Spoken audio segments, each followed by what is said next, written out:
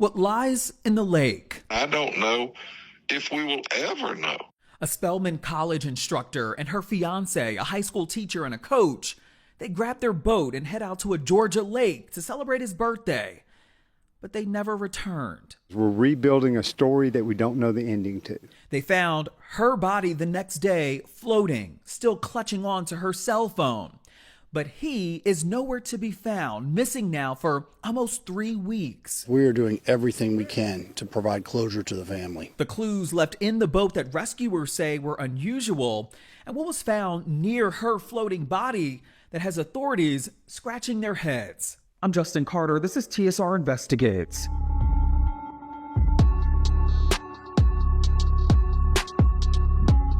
There has been a widespread search happening for weeks now to figure out what happened to this man, Gary Jones, who was out on February 8th with his fiancée, Spellman College math instructor Joycelyn Wilson.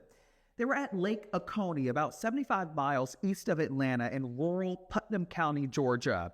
They were seen on surveillance video separately at a gas station and their hotel before they met up to celebrate Jones's 50th birthday together on his small boat. But as the sun was setting that evening, something bad happened, something that the sheriff's office has been trying to make sense of.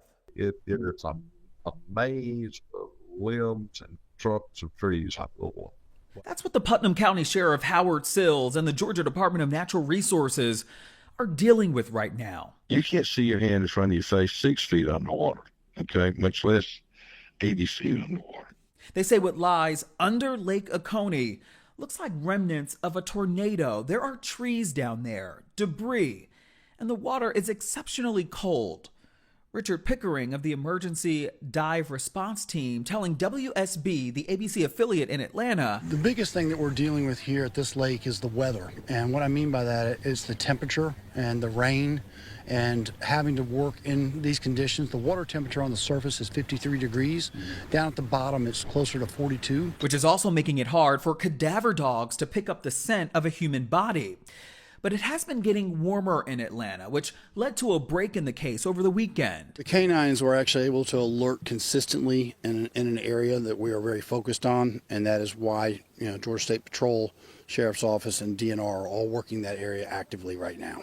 February 8th, surveillance video showing the couple putting their 12-foot John boat into the water in Lick Creek at Fishtail Marina. It was around 3:30 in the afternoon, somewhat of an unusual time to start your journey on the water.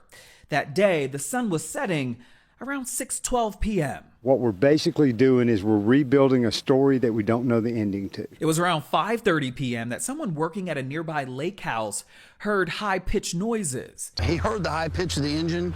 It was going whee, and he was running wide open. The boat was empty, the engine idling in a circle about 7 miles out onto the lake. No sign of Gary Jones or Joycelyn Wilson. That was until the next day. Joycelyn's body was found floating with her cell phone still clutched in her hand. Sheriff Sills says that she had enough air in her lungs to keep her afloat, but also he said that this was not your typical drowning. There was a sufficient amount of air in her lungs to give her buoyancy and prevent her body from going to the bottom. Jerry Dworkin, an aquatic safety and water rescue expert, telling the NBC News affiliate WXIA in Atlanta that there's something known as the 1-10-1 rule. But you have 1 minute to get your breathing under control. Otherwise, you begin to hyperventilate as a result of the cold water.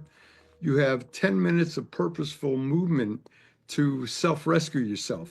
And if there's no platform or no boat to climb back onto, whatever, after 10 minutes, she'll be absolutely exhausted.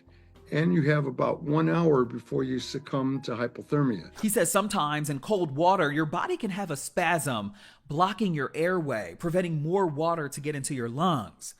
Joycelyn's body sent to a state crime lab where an autopsy was completed. The sheriff adamant that there's a lot more that we don't know about this story. He would not elaborate on the results of that autopsy, though. Are you seeing anything in your work that may determine this could be something bigger?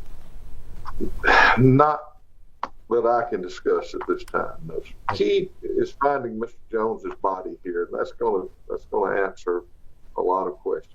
And he's right. Gary Jones's body has not been found, and There's been a slew of theories as to what happened to him. Investigators searching the boat and finding his hotel room key card, wallet, and his driver's license. There were also snacks and a cookie cake on board.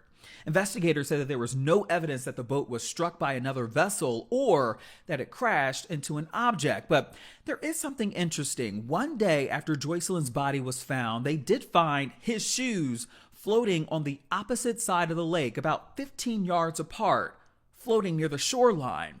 There was no dirt or mud on his shoes. He routinely did not tie his shoes on tight, and we have absolute evidence of that that's visible when he launched the boat.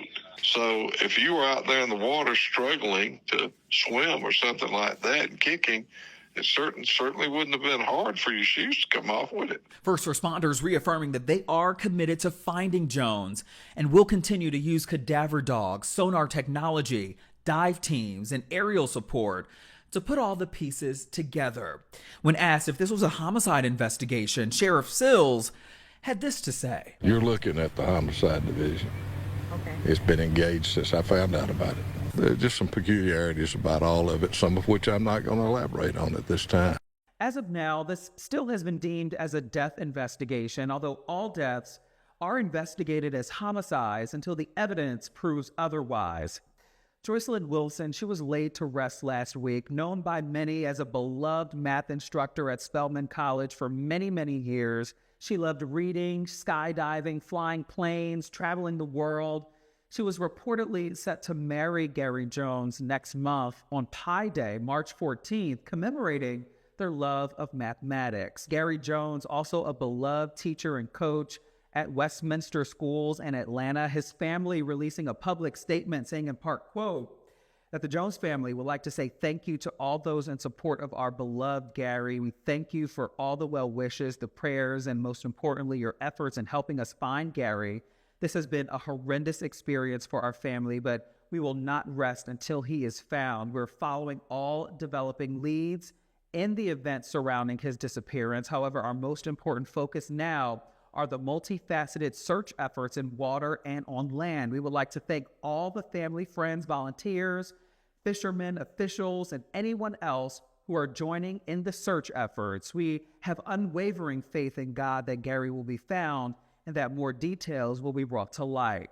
While we are enduring this difficult process, we ask everyone to respect the family's privacy. Again, we sincerely thank you, end quote. Any development at all in the search for Gary Jones, we'll be sure to give it to you here and on theshaderoom.com. For now, for TSR Investigates, I'm Justin Carter.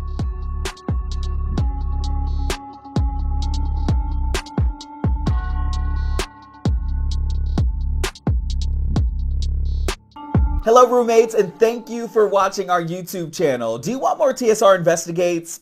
Be sure to subscribe and check us out at theshaderoom.com.